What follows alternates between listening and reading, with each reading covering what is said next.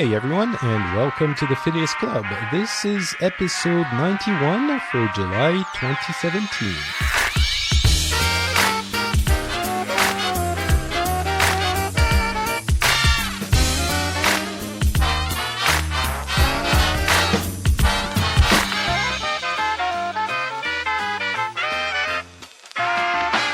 Hello everyone, and welcome back to the Phileas Club. We are in July 2017. This is episode 91. My name is Patrick Beja. I am currently in Finland, although I am French. It's 4 p.m. for me, and I have gathered a super Avengers group of different people from around the world to let us know how things have been going in their corner of the globe in the past month. First, the triumphant return of Turki Alballaa. How are you doing, good sir? Hey, Patrick. I'm doing well. It's been a while. Yes, it has. I'm very glad that you can be back on the show now. So it's 4 p.m. for you as well.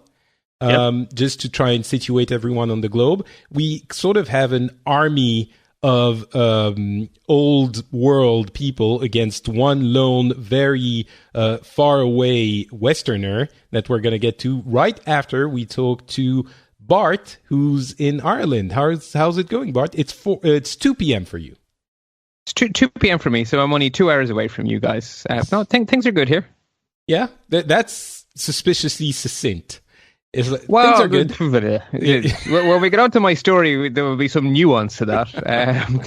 It's kind of like, yeah. So when you're asking the question, how are you today? You don't really want to know, right? You don't want people to go like, oh, my mother-in-law is doing stuff. And like, no. Basically, the answer can be 10 seconds or 10 minutes. They're your only choices. Well, we'll get to the 10 minutes part soon enough.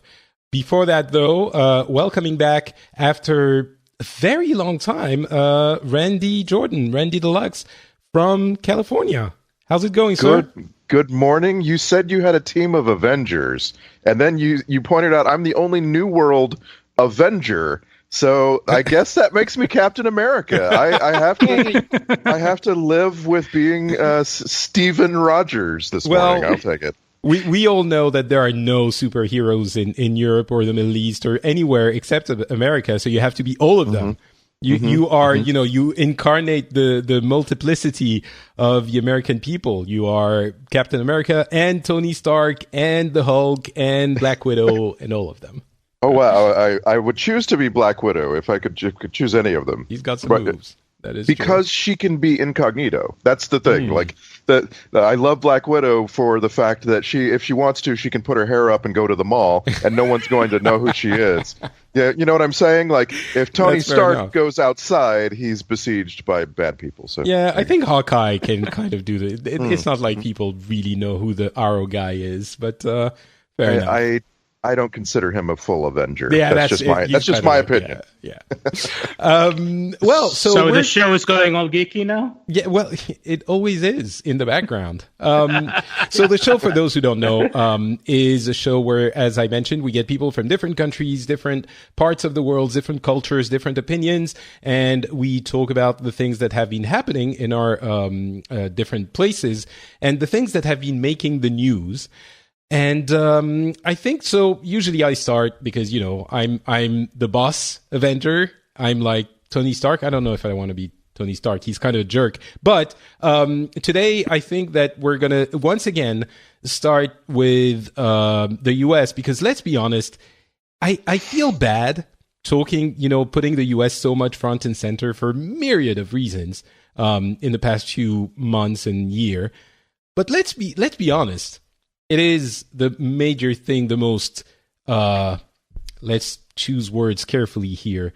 Impactful. Thank you, Randy. It is definitely the most impactful thing happening in the world, I think, or the most fascinating or mesmerizing, kind of like when, you can't take your eyes off a train wreck.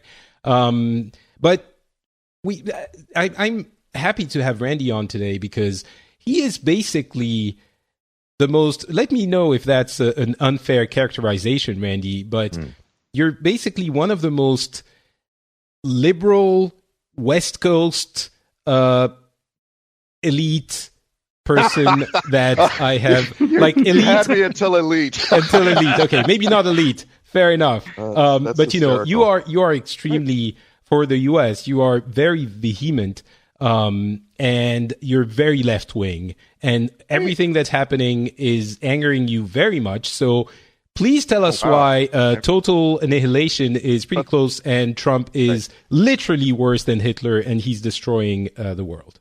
Wow, that's a big ask. Now I'm Hulk, right? Because I'm vehement and angry and so on. I don't know that I like all these labels. I feel boxed in now. The fact is, I read the news and I pay attention to what's actually going on, and I guess that can make you a liberal in the United States, which is kind of unfortunate because the United States doesn't really have the same gradient of political kinds as other places do, right? Even other places that are right next to the United States, like Mexico and Canada, have a broader swath of right and left, right? Mm. Yeah, what you guys call left wing, we call right wing. Right, What you guys exactly. call right wing, we don't got a name for. Right. Yeah. There's an old saying among politicians in the United States: the right hand doesn't know what the far right hand is doing. It's. I mean, what are you going to do? But I read the news, and I've noticed that that makes me into a raving liberal in your eyes, and that's fine. The news has been ridiculous. And that's the problem, right? When things go, When you say so ridiculous, haywire. do you mean like dramatic ridiculous, or literally like it's ridiculous, laugh worthy because it fails so much? Right. Well, no, I mean the substance of what's happening in our country. You know, the things being said by the leader and everyone who works for him are insane. It's a time that you can't really compare to other times, and so that's why I say it's ridiculous. You can't look back and say, well, you know, if this had happened with this previous administration, because you start laughing before you can finish the thought, because it couldn't have happened. You know what I'm saying? So let me just give you one example, just a recent example. Donald Trump gave an interview where he was being asked about the healthcare debate, which you would do. Obama did this many times. Every president gives interviews with reporters where they sit and they have to answer questions like, "How would you like to see something like healthcare work?" And President Trump started talking, and it revealed very quickly that he literally doesn't know what insurance is. I mean, within a few words, you realize he has this idea of what insurance is, and so some sort of more investigative reporters started trying to figure out where he was getting this information. Like, why does he think of health insurance as though it's life insurance, which is a very different kind of thing. And they very quickly realized he was sort of regurgitating a bad understanding of something he'd seen in a commercial on television. And it was clearly a commercial for term life insurance, which is a scam product that you don't even see advertised on most channels. And it's one of those things where you can't go anywhere with it. You have to laugh. You have to call it ridiculous, because if this one occurrence had happened to President Obama, had happened to President Clinton, it would have been the defining scandal of their entire career, right? And this is something you probably didn't even hear about outside of the United States, because it's such a low-lying non-scandal compared to all the others. How do you rate? It's ridiculous. That's the word. I guess the word does fit. I mean, we're kind of used now to Trump being ridiculous, and I think that I think most of the Republicans agree that he is a ridiculous character. You know, the Republican, I mean, like the people who would characterize themselves as Republican voters agree that he is a ridiculous person, but they kind of want the Republican Party to be able to be in power so that they can enact policies that fit their agenda. And what happened with the healthcare thing in the past few weeks have been bewildering, at least for me, because I mean, I'm sure it's been bewildering for everyone. I don't know about you guys in Saudi Arabia and Ireland, but hey, by the way, Turkey, how do you guys look at this whole healthcare thing in the US that they're, trying to make it happen and it's not working? And do you even care, or? Not really, because we are going through our own process right now in Saudi about healthcare. In Saudi, healthcare is completely free here if you go to the government hospitals and so on, and you have free clinics and everything available. But the quality has been very low recently, and one of the steps they're doing is they're trying to convert the system to the private sector, where the private sector runs it, and trying to enforce insurance to everybody. So we're trying to do a balance between what, for example, I think what the US has and what the UK has, something in the middle. So we're going through a similar process here, trying to figure out exactly how to solve the healthcare problems here in Saudi. For us in the US, but you have universal healthcare. You have. We do. Yes, we do have the universal health, and it will still be there. It's just the way it's being handled is going to be completely different in the future. Right now, the process is as easy as you just go to any hospital, walk in, and they have to treat you immediately, and you're done. The next process, they're trying to upgrade this system where you have to have open a file, you have to have health insurance registered, and so on. If you work for an employee, they would take care of paying your bills, even if you go to a government hospital using your health insurance. So they're trying to decrease the cost. So it's kind of a little mess here. So but in the U.S., as people are following the U.S., it's more about the politics more than about healthcare itself. So, for example, McCain, it's a huge news here. The way that he voted yes, then he came in and actually voted no, and so on. So I'm so glad to hear that. It warms my heart to think that in far distant from the United States parts of the world, people have heard that absolute nonsense, this almost scripted world wrestling entertainment style entertainment is coming out of the United States Congress. I'm so glad. Everybody's wondering what exactly happened. People keep asking, what exactly happened? Didn't he vote yes? Well, he voted yes to open. I know. Right, right. But so tell me, Randy, if I'm correct or not. He first voted yes to open the possibility for the vote. That would mean it was the bill was completely shut down, and they can't actually vote for it because it was budget reconciliation, where they needed a simple majority, but they can only do it once per year, right? And so he basically killed it completely for a whole year. It's so sad that you know these words even. What we went and put Republican majorities into the houses of Congress, and then they come along, and I mean, it's really sad. I find it funny, but it's sad. I think we all agree, and I'm sure even the Americans agree. Explain to me again, in your view, as a raging liberal. I'm not trying to incite anything here. You are trying to insult me, and it's fun. Please keep going. No, but seriously, though, explain to me why this is so difficult for the Republican government, who has, both houses, the presidency, everything, and the Supreme Court. Why are they not managing to pass that healthcare reform thing? What's happening? Why is it so hard? Okay, so that's a really good question, and what it comes down to. What it comes down to is the difference between the voters' understanding of what is possible and the actual sort of rules and norms of government. And it's totally, it's okay. It's okay for voters to not know how to run Congress. traditionally, historically, in the United States, voters have brought in different kinds of governments and gotten results that differed from expectations, right?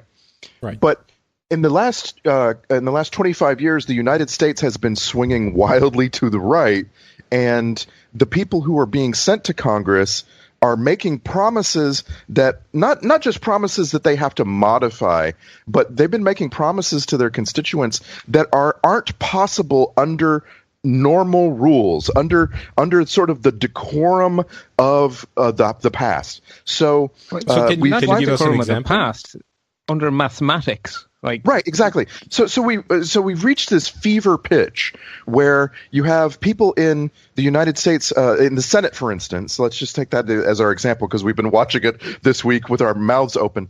You have people in the Senate like John Cornyn from Texas and Ted Cruz from Texas who they legitimately have these beliefs where they've told their constituents, we're going to lower taxes to zero. We're going to make sure everyone in the United States has a gun for every room of their house. This kind of thing. Do you have an actual example though of one of those promises that can't be? Sure. We're going to completely repeal the Affordable Care Act, known as Obamacare. Is a promise that many, many, many people made, and what they had to, the only way they realized once they were actually in the Senate this term, they realized the only way they could actually repeal it is to break the rules. The way the rules work, where you have to have a debate and you have to let people propose amendments and so on, makes them find out, oh wow, they literally can't even get it done on paper, much less when it comes time to go to the floor of the Senate and talk and vote and so on. And so they're in a bind where they've made promises they can't keep, and they broke the rules. Like that's the stunning thing is that the leader of the Senate, the big guy that the Republicans chose to make all these things that can't really work happen, Mitch McConnell, decided, you know what, forget the rules. We've had norms for centuries where, you do things in a certain way. I'm going to have it only require a bare majority of votes, and I'm going to write this thing in secret. And we're actually not even going to read what we've written. It's literally, and I'm not exaggerating, they literally brought a cobbled together legislation that no one person had read all of it, because they didn't want to know how it contradicted itself. They just wanted to pass anything, and there were reports that some of it was written by hand and hadn't even been looked at by an expert or anything. It's just lunacy. But that's where you end up when you make promises you can't keep, right? And Bart, you wanted to chime in? Well, I'd like to try the impossible. I'd like to try explain Obamacare in 2 minutes or less, and why the biggest problem the Republicans have is they can't come up with an alternative because mathematics is in the way. So in America, there is no way culturally America could ever accept single-payer healthcare. It is going to be delivered by private companies. It is going to be private insurance, not state medicine. I have a solution. I have the same solution for Americans accepting single-payer healthcare as they will eventually accept gun control. Killing enough death and destruction. I guess? That is exactly right. That's horrible, exactly right? So, but it's the fact. When Americans wake up someday in 50 years and a beloved celebrity has been shot, they will suddenly get on board with gun control. And when enough children are dying of easily prevented diseases, I think single payer will happen. Okay. Well, okay. Let's assume for now that single payer is not going to happen this week, next week, or any time in the next few years, right? That seems like a reasonable starting point for an explanation. I'll give you this. I want you to go from here. I just want to say we could have said the same thing about about gay marriage. We could have said the same thing about certain kinds of equality right before it happened. Like just a few years ago, no one would have believed that the United States would. No one. Take me back 6 years and let me tell you about how the United States is going to have legal marijuana in certain places, and we can all laugh and laugh. So right before these reforms happen, you always think this is never going to happen. That's all I wanted to say. But please, that's a very optimistic point of view. I quite like that. Actually, I'm going to remember that. Good. But so taking it as given that you need an insurer-based market, then the only way insurance works is if there are a mix of healthy and sick people in the insurance, because otherwise the insurance is unavoidable. People have to buy in before they get sick. So you need to have a great big diverse mix. So how do you get people to buy in? Well, the only way to do that is to make it like car insurance. You make them have to buy insurance. So there you have the mandate. Okay, that's stool number one of Obamacare, Romney Care. Then there are going to be people who physically cannot afford to buy insurance. So you're going to have some subsidies for those people. There's stool number two, the subsidies. And then you're probably going to need to pay for those subsidies because otherwise the whole thing isn't budget neutral. Therefore, you have to have tax increases on the rich to pay for the subsidies for the poor. Therefore, you have the higher taxes. 1, 2, 3 legs, that's the stool. If you saw off any one of those 3 legs, it collapses. Now, the Republicans really, really, really want to get rid of the taxes, but they also want to keep the stool standing up. It's not possible. They don't. So they really don't. They can't do repeal and replace. There is no replace because this is a Republican idea that Orrin Hatch dreamt up when Bill Clinton was president. So it used to make sense. Again, the United States has, like many parts of this world, by the way, not just the United States, has lurched to the right over the last 25 years. We can talk all we want about how 25 years ago, single payer was actually a conservative idea. Conservatives aren't the conservatives they used to be, right? Well, no, but Obamacare is a conservative idea because you're making the market do the work. I mean, there is nothing more capitalist than Obamacare. But you would never guess that from watching Fox News. It's insane. I actually was against the Affordable Care Act at the time because I felt like it was such a gift to the middlemen delivering health care who don't need more money. But I guess that's what Patrick called me, a raving liberal, right? So but here's the thing. That we can't lose sight of, and I worry that there's so much obfuscation on this, and we have to keep bringing people's attention back to it. Conservatives in the United States don't care about the stool standing up, and what they've convinced themselves of is that all of the people that belong to 1.5 of those 3 legs of the stool are undesirable people. That we've got to find a way to reverse that. And like I say, I'm optimistic that it can be reversed. But as long as what do you mean undesirable people? Like, can you expand on that? I mean, the easy, fast way to that is conservatives don't like the poor. The poor tend to be brown skinned. That you get what I'm saying, right? Like, well, I do. But then what I've learned, I think what we've all learned is that a lot of the people who did vote for Trump are modest people. People who aren't people of means, but they just think, I don't want healthcare.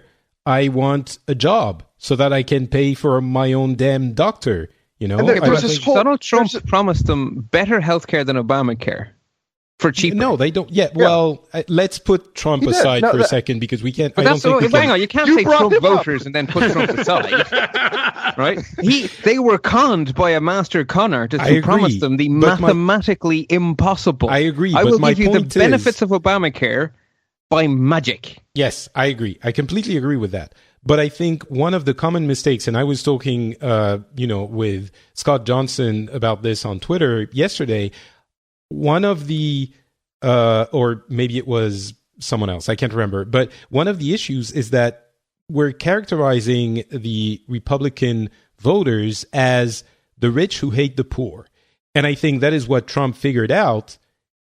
He figured out how to speak to the poor in, the certain states, certain demographics in a way that appeals to them. And that way is you don't want government handouts. You're poor because you don't have a job. I will bring back the job. Of course, it's all bullshit.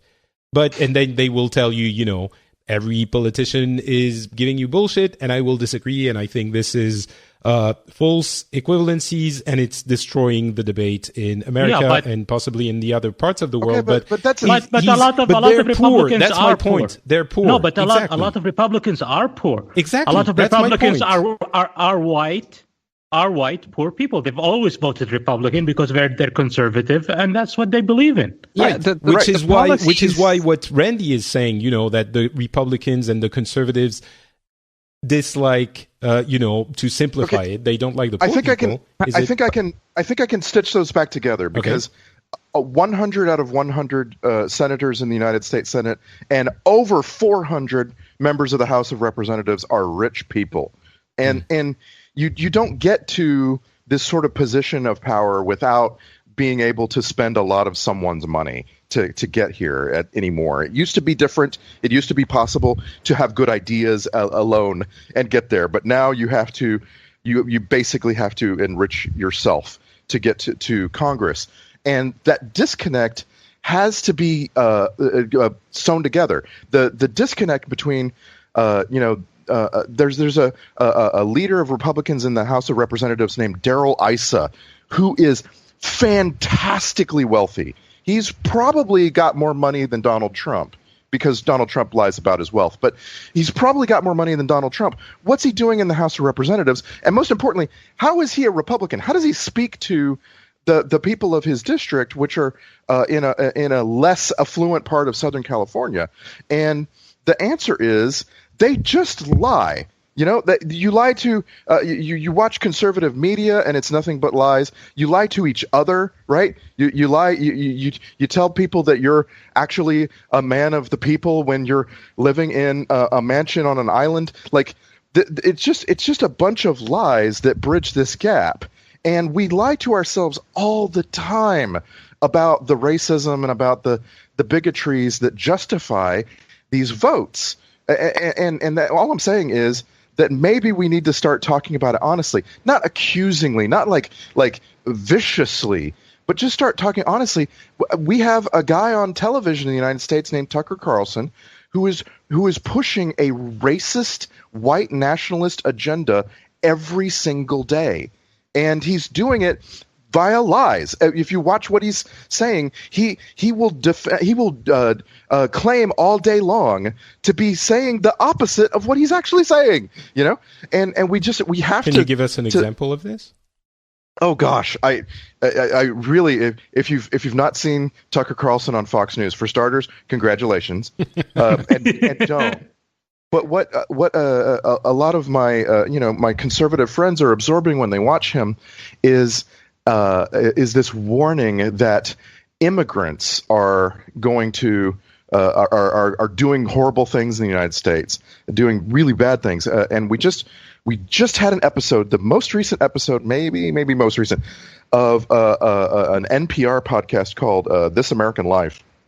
Just went deep into a story that Tucker Carlson was running a few weeks ago about an immigrant in a high school who was charged with raping a classmate. And when you of course the whole basis of the thing was a lie, but that will never get told, right? No one will ever go back on his show and say, actually, turns out there wasn't a rape there, and that we shouldn't be calling kids illegal aliens anyway. But the point is, he breathlessly covered this story with all of these misconceptions and all of this misinformation in a way that gave his audience the red meat of those brown people from somewhere else are coming here and raping our children, and without ever saying any of that. And that's the thing that we've got to start talking honestly about. Again, not in a vicious way, but we've got to, there have to be ways to let people know you're being lied to, you believe things that are false, that's misinformation over there, and get people back to what's the truth. And that's the reason why, from Donald Trump down, there's such a push to convince you that actual journalists are lying. Because if they can convince you of that, then they can tell you anything, and you're going to have to, going to have to believe something. I do agree that this idea that journalists, I mean, certainly there is some, theatricality to the news that I wish wasn't there, and even more so in the US. But the idea that, everyone's lying, it's all of these false equivalencies, like, oh, this side is just as bad as this side. And the journalists, every journalist lies. So it nothing matters. And all of the politicians will make promises that they can't keep. So none of it matters, so they're all just as bad as one another. And that murkies the water. It's FUD, well, and it makes, So Bart, we're going to have to move on because we're spending a lot of time on this. But I think I want to answer three questions here, all in one summary, and that is compare what Republicans in Congress are doing right now to try to just change healthcare in the United States to how Democrats in Congress only 8 years ago did actually change healthcare in the United States, and look at the ways and means of the change, and you'll see. You cannot point at those two different parties of politicians and say they're all the same, they do the same stuff. When Obamacare came up, it took them a year of open discussion and writing and debates. They accepted over 100 amendments from the opposition party to that package of reforms. I mean, when you actually get to that, if you honestly look at the difference in how these two groups of men mostly behave, you will see that the claim they're all the same is ludicrous. It's absolutely ludicrous. And the only thing I can offer to explain why Republicans, the instant they get all the powers, would just start chopping off the legs of that stool is because one of the legs of that stool is poor people, and they don't care if poor people die. They really actually don't. They can say all day long, oh, well, actually, we think our solution is going to be better for poor people, but they don't really care. Or they'd be following some rules and they'd be telling some truths to try to help those poor people. They actually hate them. I mean, that's my conclusion. We've talked about healthcare a number of times on this show, and people who have been listening for a while know that I really try to understand all different sides of each story, and I try to go beyond the aggravation and the politicization and all of it. But on healthcare specifically, I don't know whether they don't care or they're convinced that their solution would be better. But as we've gone into a number of times, again, that would result, the way, the healthcare works in the US right now and what they're trying to achieve would result in more people suffering from illnesses and, yes, very likely dying. And that, I don't think, is an exaggeration or, and I know that people listening, some of them are going to be shaking their head right now. And I would love to find a way of explaining this in a manner that would make people listening not shake their heads and understand that this is, I'm sorry, but sometimes the actual reality is what it is. And healthcare cannot work. We've gone into this, so I don't want to go too much into it again. Healthcare does not work if everyone isn't participating. It's like the roads, it's like the military, it's like the police, it's like the firefighters, it's like infrastructure. That's the way it works. Anyway, Bart, please, you've been very patient. But it's something occurs to me, right? So it's very easy, this false equivalence thing. It's a very easy trap to fall into. So my approach, regardless of what country, regardless of what politician, watch out for whether they're appealing to your emotion or whether they're actually explaining how they can do something, and whether they're saying what they want the outcome to be or how. So Donald Trump will say, I'm going to give you the best healthcare you've ever had. And Hillary Clinton will explain a whole bunch of hows, really boring policy stuff. But that's the key question. Are they appealing to your emotion, or are they explaining to you how we get from this reality to that reality and how it will work? And if they're not explaining how it will work, they're probably trying to con you. And that filter works in every country's politics. And it's a really good way to figure out who who's genuinely trying to solve the problem. You can still disagree completely with them, but at least they're trying to solve the problem. And it works for every topic. Like it's not just the saddest fact of our lives that we don't have President Hillary Clinton, who knows so much about healthcare right now. But we also have to remember what we've just been seeing is the most irresponsible and cynical legislative chicanery of that I've ever heard of. And when that sort of smoke and mirrors is happening in plain sight, you know that someone is trying to hurt someone.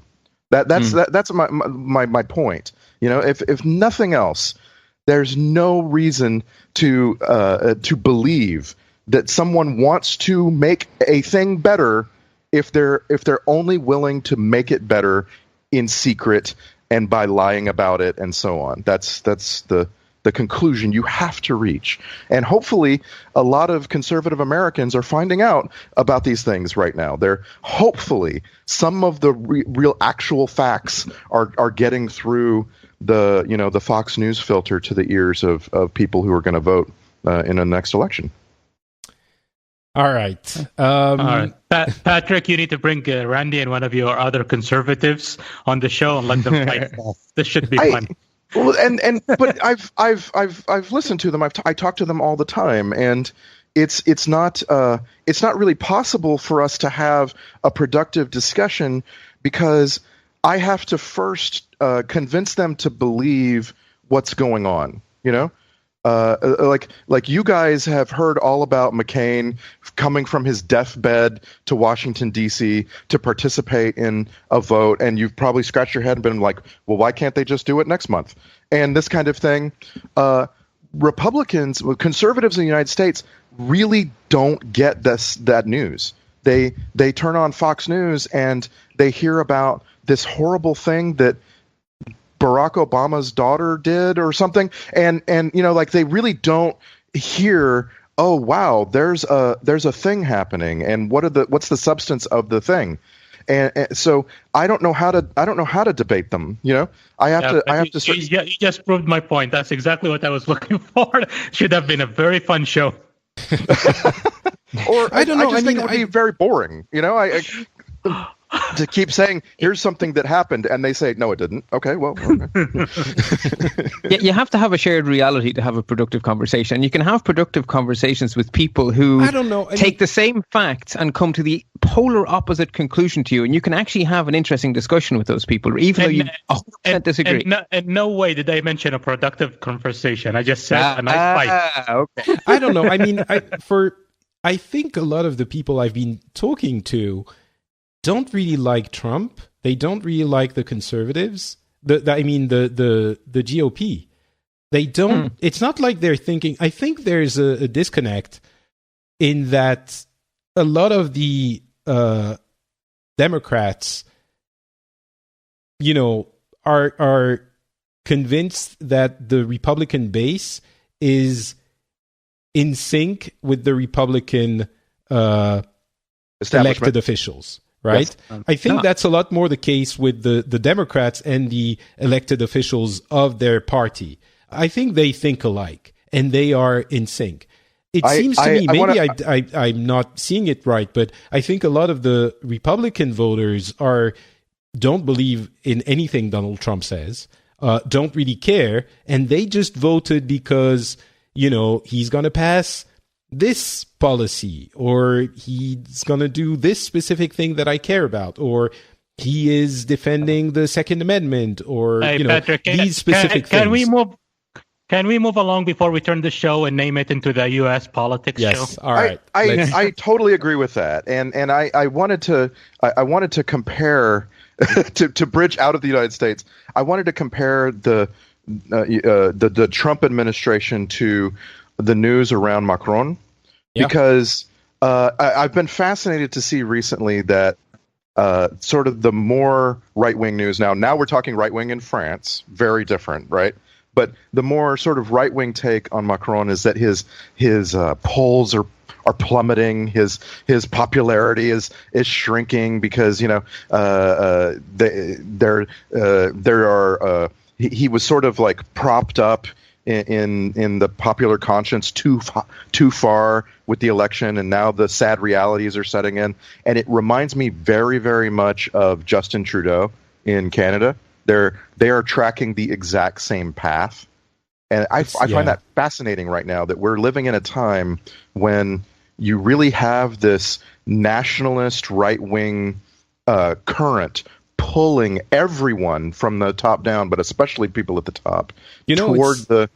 Yeah, it's very funny because there are a lot of similarities between the shape of what's happening even in the US and what's happening in France, in that, there are people who are criticizing everything that someone does, no matter what it is. Mm-hmm. And it's funny that you're mentioning the right-wing media, because in France, everyone is convinced that the right-wing media is supporting Macron because he's a right-wing president. He's almost a right-wing secret agent. Kind of, that's what a lot of people think, that he's masquerading as this center guy, but really he's right-wing. And to be honest, a lot of the left-wing people think that center in France is right-wing. And he is, and so there's a similarity in the shape, but the scope is much smaller. In what I mean is that we don't have the same kind of insane exaggeration. There's always, even with some of the news outlets that you're going to hear discussing these situations, they might praise Macron or try to criticize him. But there's always going to be some sort of policy discussion. There's always going to be some reasonable, fact-based conversation that some people, what Bart was talking about earlier, a shared reality that you can disagree on. And so now I'm in this situation where I look at the US and I see the left side of the political spectrum criticizing the administration, with an unending vehemence. And in France, the left side of the country is criticizing the administration at every chance they get. The difference is, I happen to think that Macron, I don't agree with everything he's doing, but I voted for him. I think he has the right direction that he's setting the country in. So I have to, in my mind, reconcile these two similar-ish situations, where in one situation in the US, I'm looking at it and I'm thinking, I kind of agree with everything the left side of the political spectrum is saying, and I think that administration is crazy. And in France, I'm looking at it and I'm like, well, I kind of understand why the administration is doing this and that and this, and they're trying to save money on this. And, there are things like he's trying to, he's doing tax cuts for a lot of the taxes that we have. And one of the narratives that was being discussed a few weeks ago was, look at this. The majority of the tax cuts is going to the 10% richest people in the country, which is true. The 10% richest people in the country are going to benefit from the biggest part of the tax cuts. On the other hand, one thing which is almost never mentioned, or I guess it is, but it's very quickly forgotten, is that the 10% richest of the country contribute to 70% of the tax income of the country as well. And so, I start thinking, okay, well, 70% of the entire country, that's probably good enough. Like, it's not like they're not paying their fair share. But then I start thinking, but what about the US, for example? I'm certain that the richest people in the US are paying a lot of taxes, right? I don't have the numbers here, but I'm sure they're paying lots of taxes. So relative to the United States, sure. Yeah, relative but I mean to other countries, not at all. Yeah. Okay, maybe. but I'm just saying, like, there's a big. We have done everything we can to lower taxes on the rich in the United States for years and years and years. Every administration has been doing it. Obama even accidentally, when he had Democrats in Congress, they lowered taxes on the rich. Like, it's not the same. Comparing the United States to other countries, yes, the so same that's trends. Yes. Yeah, but that's why I have those two situations, and I think I look at the situation in France and I'm like, I think this kind of makes sense. And there was a big scandal a couple of weeks ago, which is why basically the honeymoon period is over now with Macron. Well, not over, but it's getting difficult for him to appear as perfect as he was a few weeks ago. One of the issues was he is cutting the budget of the army by 850 million euros, something like that, which is a lot of money. And I mean, a big percentage of the budget. And his chief of the armies was very unhappy about this, said he got basically put in his place in a very diplomatic manner, and he ended up resigning. And so that was a big thing. He's also cutting the, how do you call it? Like when you get money for housing if you don't have enough to pay your rent. Let's call it welfare. Okay, well, I guess welfare. So it's specifically for housing. And it's about, you get roughly, let's say, between 230 and 300 euros or 400 euros, depending on your situation. And they want to reduce it by 5 euros. And that was a big scandal. Well, not a big scandal, but you had the entire left part of the political spectrum again that was saying, well, 5 euros is a lot for a student, and trying to argue that this was a scandal. I personally, I don't know, I really don't know where to. I understand that 5 euros is something to a student, but and at the same time, I'm thinking, but everyone has to make efforts. And at the same time, I'm thinking, but the austerity hasn't been working for the past 10 almost years, and we need to be investing in, and maybe, but Macron, what he's doing is saving on the budget of the state, which is very large in France. We have a lot of state civil servants, but he wants to invest to kickstart the economy. And it's like, it's all very confusing. And I think that we're going in the right direction, but I have a hard time reconciling my feelings in one instance and in the others. I don't know. I'm not making a lot of sense, but this is what's been happening in France in the past few weeks. I really appreciated the over coverage of a story about Macron being sort of responsible for buying a shipyard. Shipyard in France was purchased by the government, and this is a big scandal recently. And I appreciate it because it's one of those things that in the past, and I know I've already said this on this episode, but in the past, it would have either been business as usual, right? So the government is trying to keep an Italian shipping firm from taking over a shipyard that really should belong to the people of France.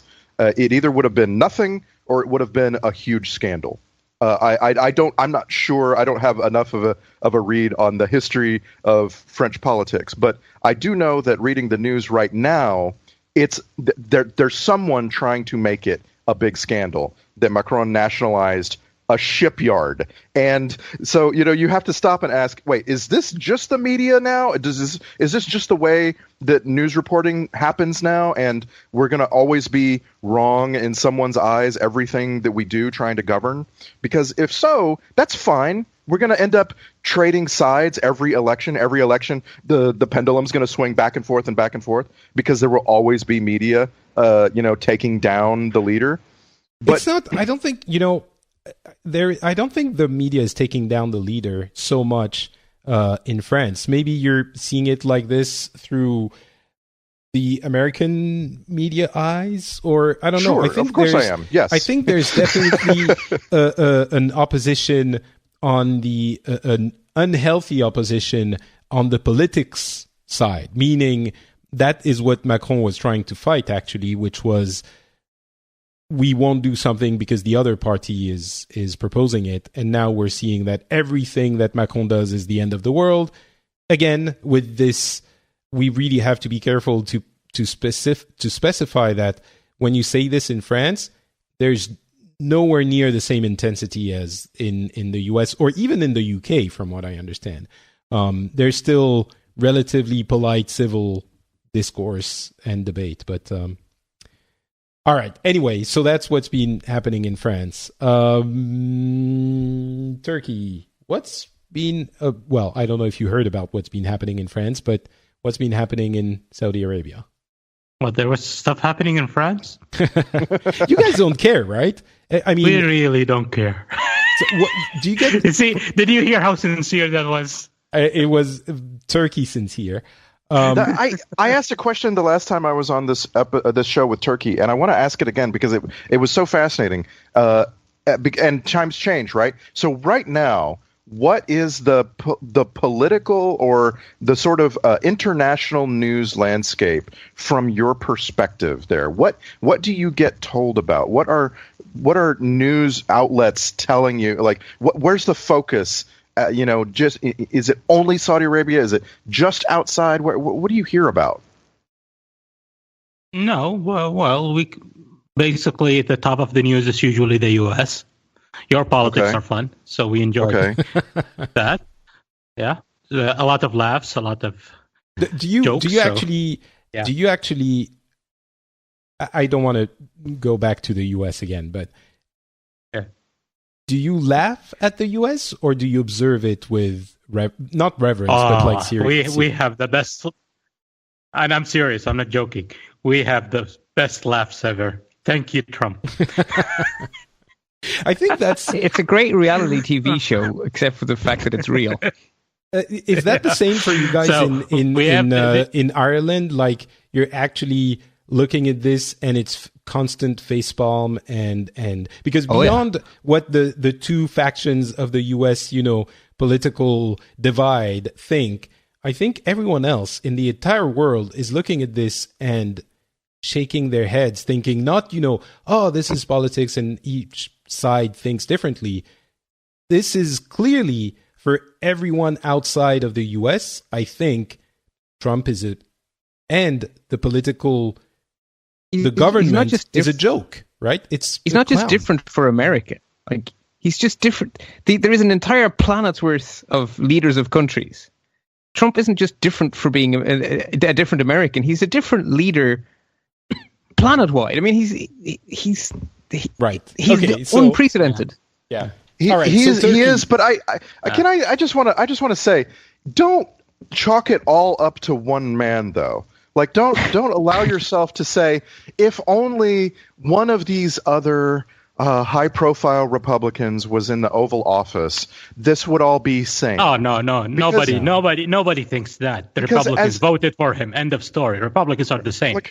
I just can't. I can't imagine what we would be talking about if Mike Pence were president or if Mitch McConnell were president. But I promise you, we would be talking about the horrible, ridiculous things coming out of the White House. It will be different. It will be really competent things that appall us. We will be appalled, but it would be competent. Exactly. It would be well executed. No. Let me put it another way. As much as Macron is a noob, as much as Justin Trudeau is a political naif, either of them could take any role in the United States government right now and do a better job of it, a lot better, a more informed job of it. And so we focus on Trump because he's so uninformed and he's got zero intellectual curiosity. But just because other Republicans do have a little intellectual curiosity doesn't mean they have a lot. Don't forget that. We're freaking out over here. And by the way, you were making it sound like in the United States we also don't get the news and look at it the same way as you do overseas, and that's not true. I follow an organization called Crooked Media. I don't know if you've heard of them yet, but they're named after Donald Trump's insult. And Randy, think of it this way. I'll make it simple for you. Okay. We have right now George W. Bush is a great president, thanks to Trump. I think that answers your question. That's what I hope people kind of remember. Yes, you know, is that yes, I would take a potion that had less poison in it. Yes, I would. I would happily take the less poison potion. But you know, it's not. It's not fair to chalk it all up to one person. And by the way, that's what every conservative I ever talk to tells you. They tell you, oh, well, you know, I disagree with that too. It's just Trump. As though when it all falls down, right, when everything goes to hell, they're going to be able to say, we're only blaming the one person, and we're going to continue believing in our bad ideas. Instead of, we're going to fix our bad ideas. I think and we're going to get back to Turkey because but you know, this is just how I don't even find the words, how impactful, thank you, Randy, this is on the world. I think everyone is looking at this, and I think most people probably go about their business a little bit more than us who are maybe a little bit America focused, but it's still very impactful for everyone, and we can't believe what's happening. However, about what you're saying, Randy, I do think that then it becomes a condemnation of the Republican policies, period. Like the Second Amendment, the right to choose, the being pro-life and these kinds of things, and the death penalty. And on those, I think there would be a different kind of conversation. Right. But that's what I'm getting at. Not a condemnation as much as a reasonable debate. Yes. If you get rid of the lunatics in the way, you can have a reasonable debate. I completely agree with that. I'm just saying, when a lunatic is finally removed, don't allow conservatives. You mean there are in this more case, lunatics, just less lunatic than this lunatic? Absolutely, and I know you know the no true Scotsman fallacy. We are about to see it play out in real time. When finally we get rid of a lunatic, and people say, "There, now we can get back to implementing my bad beliefs as opposed to debating my bad beliefs." Just a quick. Trump is a joke, and he's just fun to watch. His vice president is going to be more dangerous than him because he won't be acting out all of his policies publicly, and he would do everything that Trump is doing, but nobody would even know about it. That's the difference. Correct. I don't think that there's this idea that he's fun to watch and he's a clown, and kind of implying that he's harmless. I think he is very harmful. No. I'm not saying he's harmless. I'm saying his harm, everybody can see it. It's obvious when he's being harmful. Yeah, but when we're saying he's fun... The other politicians, when they're harmful, it's hidden. They don't show it. I agree, but he's doing something different from everyone else, which he is muddying the water so much that he's attacking the media, which is a vital, force in the balance of power in any democracy. He's harmful in ways that the other politicians are not so much or were not so much. And I don't think that... but I think that other politicians are now learning from him. Yeah, so I don't think this is the end. Even if he leaves, this is going to continue as a trend. All right, Saudi Arabia. Let's move on. Yeah. So I want to go back to that question about what Saudi Arabia gets. So, for instance, let me give you an example. Since the last episode of the Phileas Club, North Korea has tested 2 missiles. Twice they've had a missile test where the missile has left the ground and flown for over half an hour before returning to Earth. Both cases in the Sea of Japan. And they consider it a success. Most of the observers in the rest of the world are like, this is kind of sad. I'm curious about what Saudi Arabia gets in terms of news about that, and then what is the tone, what is the meaning that the news is giving you about it? Well, in Saudi, the news is basically, of course, the top news is local news. Then we go out to the regional news. We have Syria, we have Egypt, we have Qatar, we have Yemen. Those are all news that we've covered always. Then we go out from there. We go out to the US, followed by the UK with the Brexit, and then everything else comes after that. Okay. So that's basically what people here follow up. It's local, regional, then international. And the international is like, I would say, 70-80% US politics, Brexit. Those are the top stories. Then we move on to the different stories, like the Korean story and their missiles and so on. But people don't worry about those too much.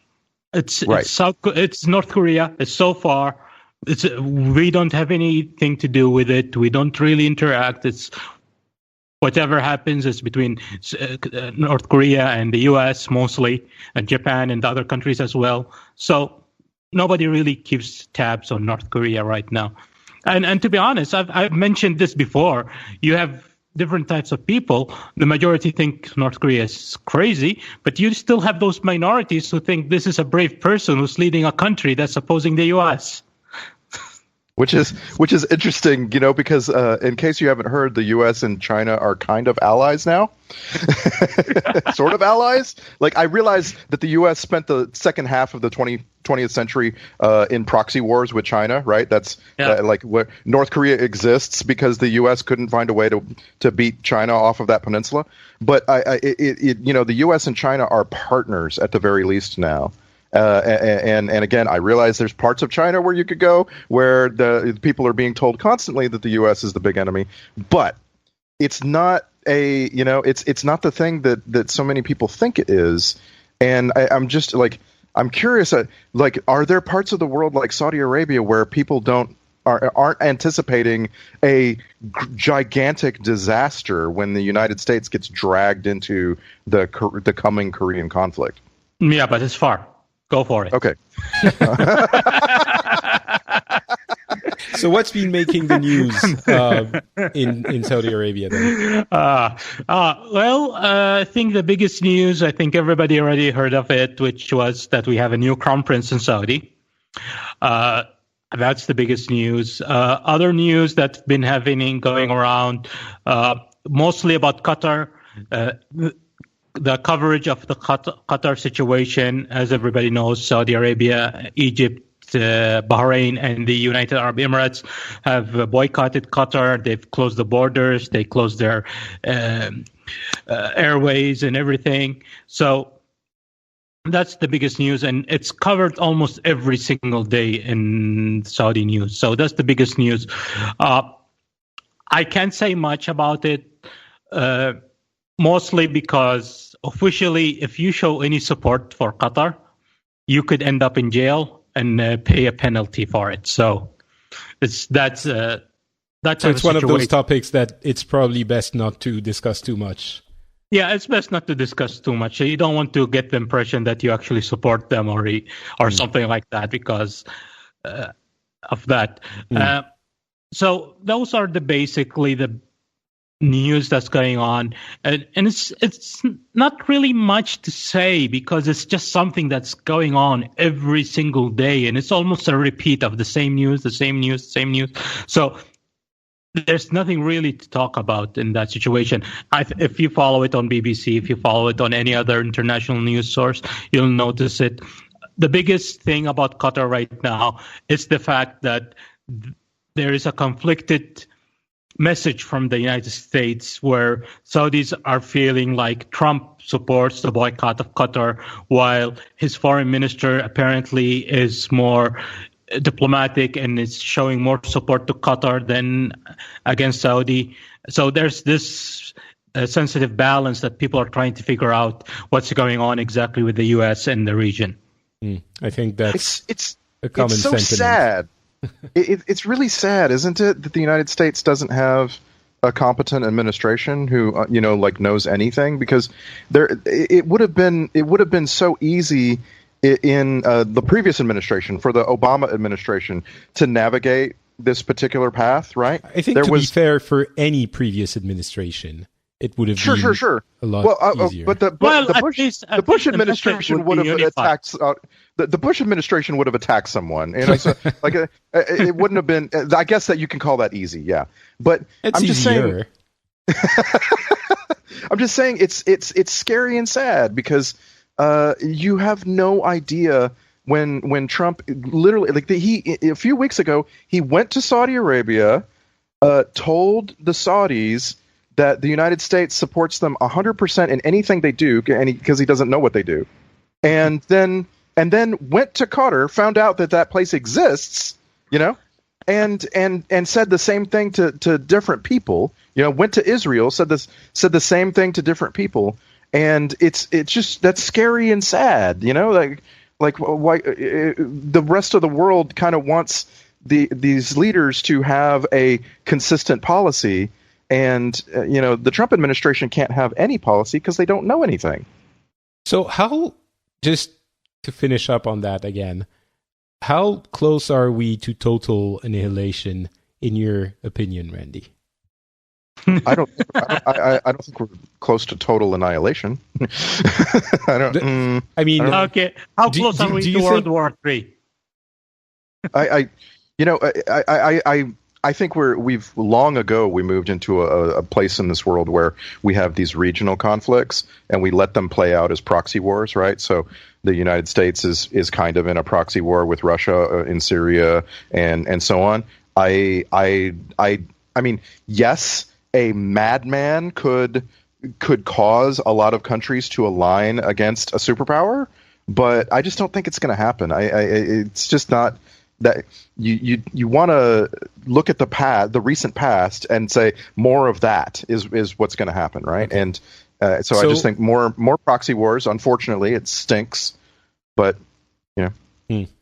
All right, Bart, you've been very silent, so now is your time to shine and let us know everything we've said that is dumb.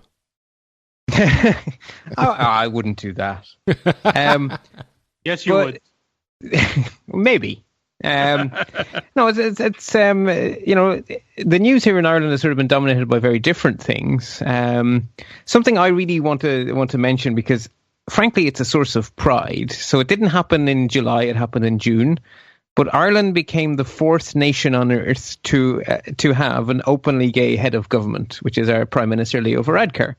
And not only is he an openly gay head of government, he's also an immigrant. He's Irish Indian. He was technically born in Ireland, but his father is Indian. And that barely made the news here. Both of those facts were completely irrelevant. They were like a throwaway sentence. What the discussion was on the news was how his policies differed from his predecessors, and whether him becoming prime minister would alter the government's policy on various matters. Was he to the right or to the left of our previous prime minister? How would he do in the next general election? And I thought, oh my God, how far have we come since I was a child growing up in rural Ireland, that having an openly gay immigrant prime minister is not news. It's just, yeah, whatever. What's his policies like? And I'm really proud of Ireland for that. How did you get there? Yeah, I got. Wait a minute. I want to know how you got there. I got the wrong impression. I thought you grew up in Belgium. Okay, so I half grew up in Belgium, and then I moved to Ireland and finished growing up. Oh, okay. That's a fascinating. Sure, the accent, but I mean, accents change, right? That's a fascinating story. The Belgium to Ireland connection. That's fascinating. I'm sorry. Go ahead. Yeah, so I just wanted to mention the fact that we've had that big change, because culturally that just proves, I think, the point you were making really early on, Randy, that 10 years from now the world may be really different. And right now I can't imagine America with single pair, but 10 years ago I couldn't imagine a gay Irish prime minister. So and that's what I want to hear about a little bit more, because I do think we have this constant debate between the people who think that everything's worse all the time and the people who think that everything's better all the time. Maybe everything is not the right word, but mostly we're going in the right direction. And I've had this conversation with my mom a few weeks ago. She was visiting us in Finland, and I've been trying to explain to her that objectively, statistically, crime is going down, education is going up, poverty is going down, all the statistical facts are showing that the world is moving in a better place. But for some reason, well, it's not for some reason. I think we all know it's because of the constant, news that need to tell us about the things that aren't going well, that we think that everything's horrible all the time. And my point is, I do think that things are going a lot better from a, acceptance, peace, one humanity, kumbaya, let's all hold hands, which no matter how you feel about it if we manage to do it, I think everyone would agree that it's better than if we don't all love each other. I think people who would disagree on the kumbaya thing would say, because it doesn't work. So, but everyone would agree if we all love each other, then it's probably better. So my question, then I get back to my question, how did you get, because my image of Ireland is not that. My image would be, pretty conservative, very attached to Christian values, or, kind of a religious country. How we got here there's two answers. There's a cynical answer, and they're probably both half true.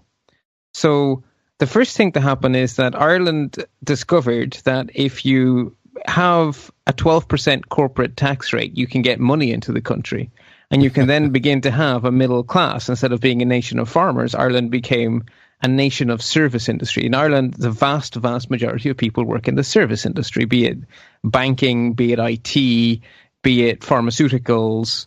Which, by the way, is a huge and constant problem for us, because we all have companies that have activity in France but have their offices in Ireland and don't, because they don't pay a lot of tax. And we are very, very angry about this. But within 10 kilometers of my backside, there is Intel, Hewlett-Packard, I think Microsoft have offices here. Basically, I live in Ireland, Silicon Valley. You name a large company and their logo is somewhere within cycling distance of my house. And so that's the first answer to that question. Ireland became cosmopolitan because of all these people coming in, right? Every one of those companies brought people from Silicon Valley to Ireland. They also brought money to Ireland, which meant that the Irish began to go abroad more. So that in itself made Ireland more open-minded. But that's only half the answer. That's like a pull towards being more accepting. There was a push, and it was the fact that the Catholic Church in Ireland physically and sexually abused kids for decades with the support of the government. And when that came out, and that came out in the last 20 years, when that came out, every word the bishop said was ignored. So whatever the bishops were talking about, they were completely undercut because they couldn't speak morally about anything. Because all anyone could think of, you bet the snot out of our children and then you abused them. And that is why when the church tried to protest about Ireland's gay marriage referendum, people didn't listen. When the church tried to protest about Ireland introducing divorce, people didn't listen because they had completely undermined themselves. I guess I was looking for an easy thing to reproduce somewhere else, but I guess you don't want to do it that way. You really, really don't want to do it that way. Although, to be fair, I'm sure there have been there have been abuses and things like that, but maybe not as pervasive. But sorry, the issue is the systematic nature of it. So everyone understands that there are bad apples, but in Ireland it wasn't bad apples. It went to the very top, to our cardinal, to the archbishops. It went all the way up. So that was the issue. Basically, what came out in the reports was not that there was abuse, because we knew that. What came out was that when told about the abuse, the church's first priority was to cover it up. And they actually used religious belief to intimidate victims into keeping quiet. If you talk about this, you will go to hell. Now think of that for cruelty. Followed by, whatever happens, this cannot go to the police. We will deal with this entirely within our organization because we are above the law. And all we will do is move the priests who do this around. The theory being, if they move around a lot, they will not have time to groom victims. That theory was horse poop. And so what the actual effect of that policy was that secret child molesters were moved around the country for decades, giving them fresh access to new victims. I mean, it's horrific. I really like the equation though that you're constructing, which is that you find out the truth, then you adhere to it, right? Because you cultivate a sensation among the people that you want to know the actual truth. And then you get a gay leader. Like, that's amazing. I love this. I would like for every country to go through this. Get interested in the truth. Get to the bottom of what's actually happening and get mad at it. Well, people certainly did. Yeah, and that undercut all of the normal arguments against gay rights. They had the legs cut out from under them because people are going, why would I believe you on moral matters? What's the state of the media now in Ireland? Is there, a lot of polarization? Is there how's it? No. Looking? The way I would view it is, no, it's not massively polarized. We don't have a Fox News and that kind of thing. It's quite humdrum and boring. The only thing that annoys me about the media here is that they don't dig as deep as I would like into issues. It's too superficial. It's too, I want a 5-second description and then we shall move on. It's like, hang on a sec, but that was a much deeper topic. Why are you moving on already? But it's not that kind of party political, because we're not a very polarized nation politically. We always have coalition governments because we have an electoral system that's not first past the post. We have single transferable vote, which means that our parliament pretty accurately represents the views of the people, which means... So how many parties do you have? Like major, it varies all the time. At the moment, we have sort of 5 significant parties, and then we have a 6th one that kind of annihilated itself, but I'm sure it'll come back. It's funny. We always get back to that, and this is, as we've discussed on the show, something we've had an issue with, and maybe we'll get back into that with you, Bart, at some point in the future. But I would love to describe our election system, because it's quite unusual, because it actually achieves a reasonable mapping between Parliament and the people's actual views. Well, let's get into it now if you want, because as we've discussed, the biggest problem in the dysfunctioning, the feelings of non-functioning governments is that the people feel they don't represent their views. And when you only have 2 options, it's much more likely that they're not going to be representing your views. And in France, we've had, different parties for a long time, but 2 major parties which obliterated themselves as well. So, yeah, how does it work for you guys in Ireland? So when we go to vote, we're presented with a ballot paper with all of the people in our constituency. So the country is broken into constituencies by population, and it's X amount of 1,000 people per representative with a margin on it. And every time there's a census, they have to redraw so that you never have places which have too much or too little representation. And they're all either 3 or 5 seats. So if they become more than 5 by population, they get chopped into 2 3s. And within each constituency, everyone votes, and you don't tick a box. What you do is you rank as many people as you want. You don't have to, but you could just give one person a number 1 and stop. But you're allowed to keep going. You give your first preference, second preference, third preference, fourth preference, fifth preference, sixth preference, seventh. As long as you would like to keep giving preferences, you keep giving preferences until you stop. And then when they count the votes, they start with everyone's first preference vote. And if there's, say, if it's a 5-seat constituency and one person gets over 20%, they are deemed elected. And then those votes are gone. So if you voted for that person and your second preference doesn't count, because you got your first preference, so why would your second preference count? Then you count the rest of then you take the person who's bottom and you eliminate them. You say, okay, well, you're last now, so you're gone.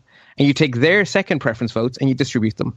And then you see if someone is elected, and then you kill the bottom person, distribute their votes, count again, kill the bottom person, distribute their votes, and you keep going until all the seats are full.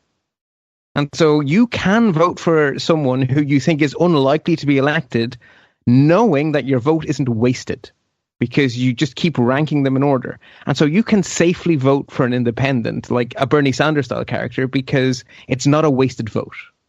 And the fact that you can actually vote how you feel, knowing you're not wasting your vote, makes all the difference in the world, because then it becomes possible for independents. We now have a minority government where there are independents who are not in any political party, they're not just in government, they're in cabinet. We have ministers who are not members of political parties. And that's only possible. that's a really interesting voting system, which a lot of people have been arguing for in France as well, saying that the representation is a real issue. And also in Canada. The left in Canada all want that sort of voting system. Right. I think it makes a lot of sense.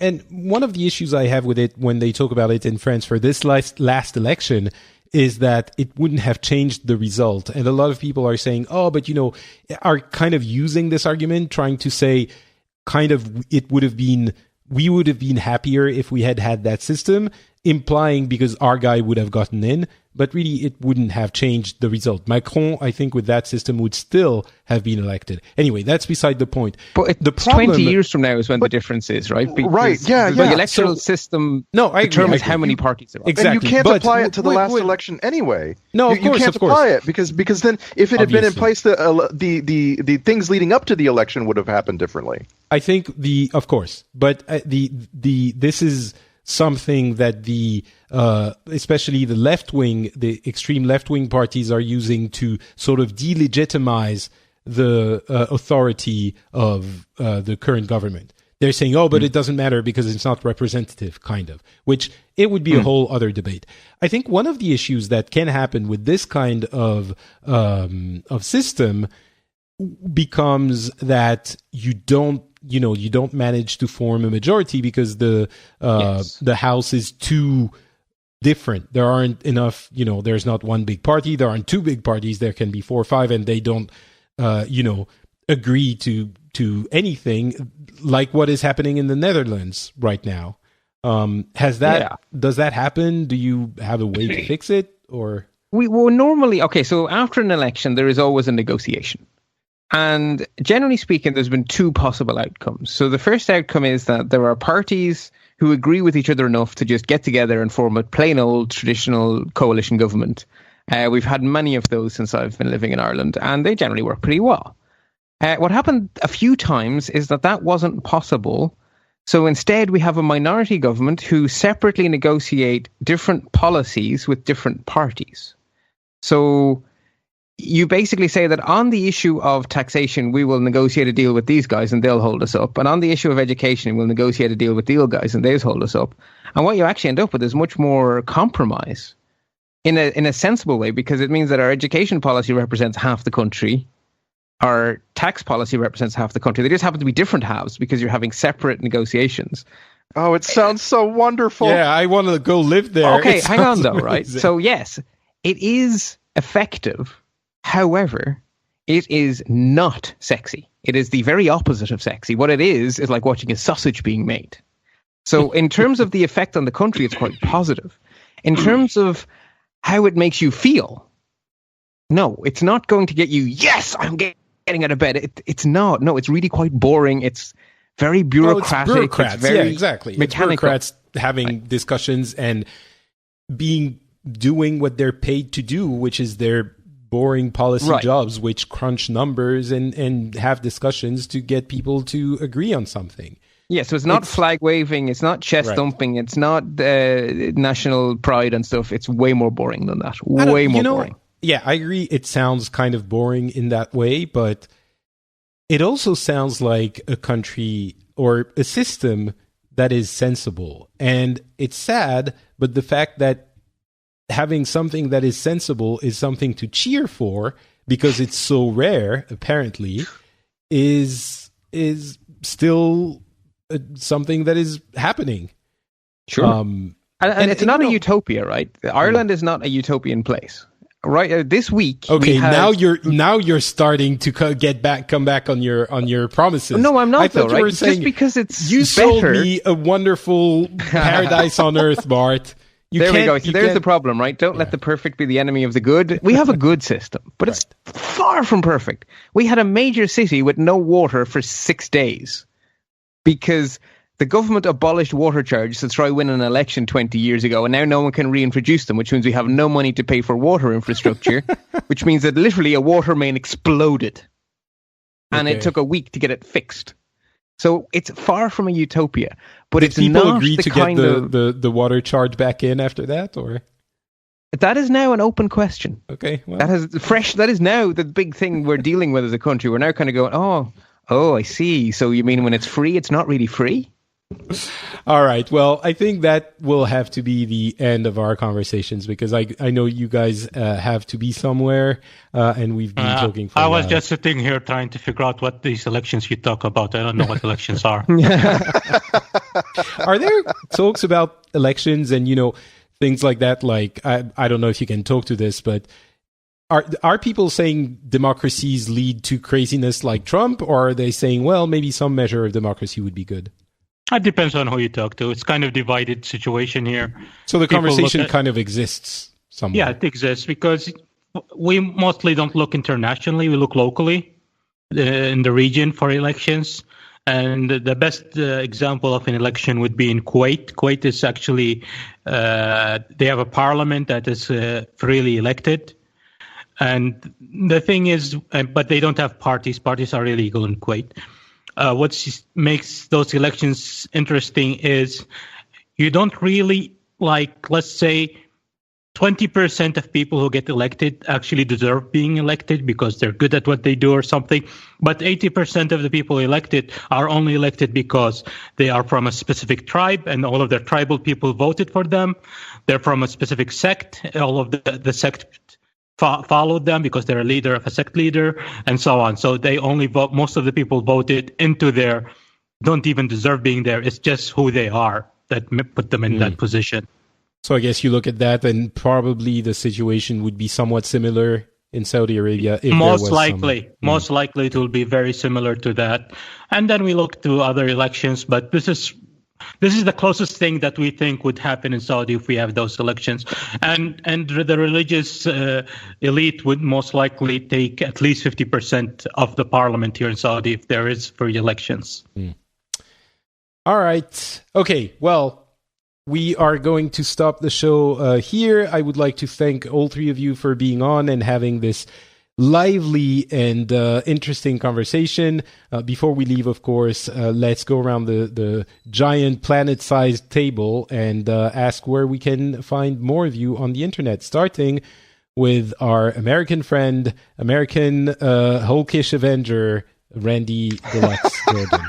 It's twitter.com/Randy Deluxe. And I can't help myself. I just keep talking about the American news of the day on twitter.com/Randy Deluxe. So enjoy. Thank you, sir. Bart, what about you? You'll find my personal website at bartb.ie, and I do two podcasts, Let's Talk Apple and Let's Talk Photography, which are both entirely free of politics, which is why I love when you invite me on, because I have this bubbling up inside me for months and months and months and months and months, and then you let me let it out, and then I have to build it up again.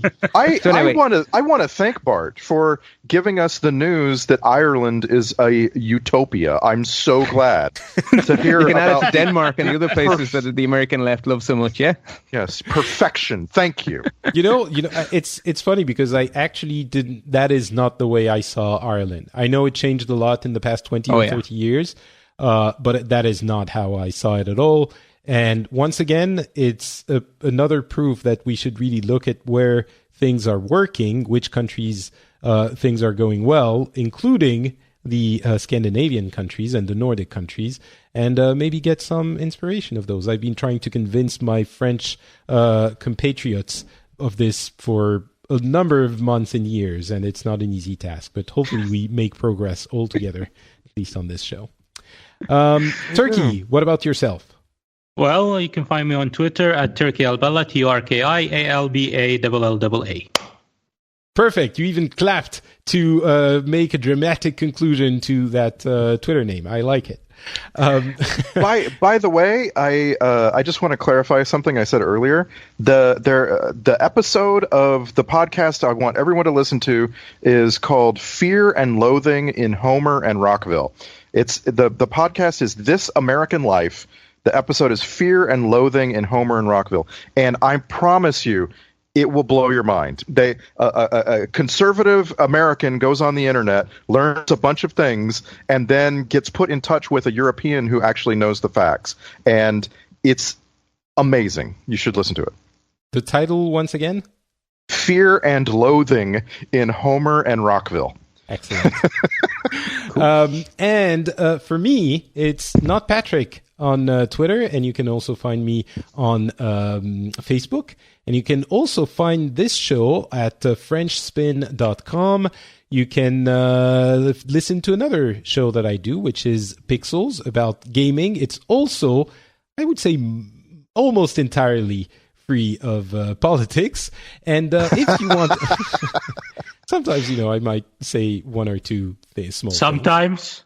things. I don't talk about politics a lot on that show, do I? On Pixels? Yeah. Yes. No. Well, it's you're talking about modern art, and you can't help but talk about politics. I might talk about representation a little bit. Yeah, exactly. Some of those types of topics a little bit.